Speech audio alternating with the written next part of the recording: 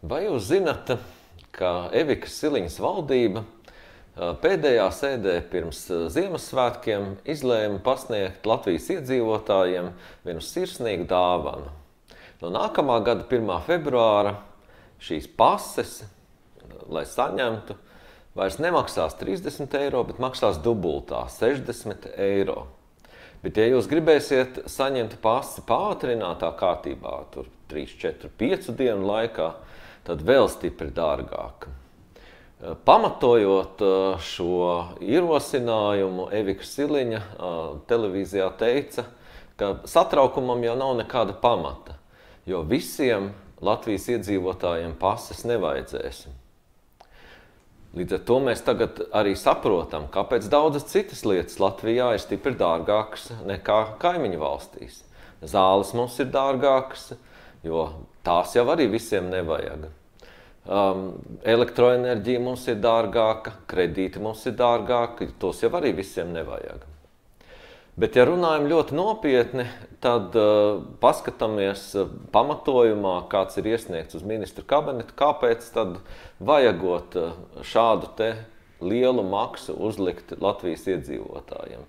Ne jau tādēļ, ka tiek izdomāta kāda jauna, smalkāka pases forma, kas ir stiprāk aizsargāta pret viltojumiem. Pati pase maksā tikai 9,47 eiro. Tāpēc vissmalkākā lieta, par ko Latvijas iedzīvotāji maksās, būs jauna IT programma PMLP, kas nodarbosies tieši ar pasu uzskaitu un izsniegšanu. Aprēķinā ir teikts, ka no katras pases 41 eiro aizies tieši šīs te jaunās IT programmas izveidošanai. Tas ir pie aprēķina, ja tiks gadā izsniegtas 100 000 pases. Tomēr mēs redzam no pagājušā gada rādītājiem, ka PMLP izsniedz gadā vidēji ap 300 000 pasēm. Tātad ienākums no Latvijas iedzīvotāju samaksātā pases nodokļi būs ievērojams. Bet ko darīt Latvijas parastam iedzīvotājam, kuram šī pase būs vajadzīga? Par to mūsu valdība pagaidām klusē. Bet kādi varētu būt risinājumi? Kredīts pases iegādēji, ātrais kredīts, pase uz nomaksu, dāvanu karte.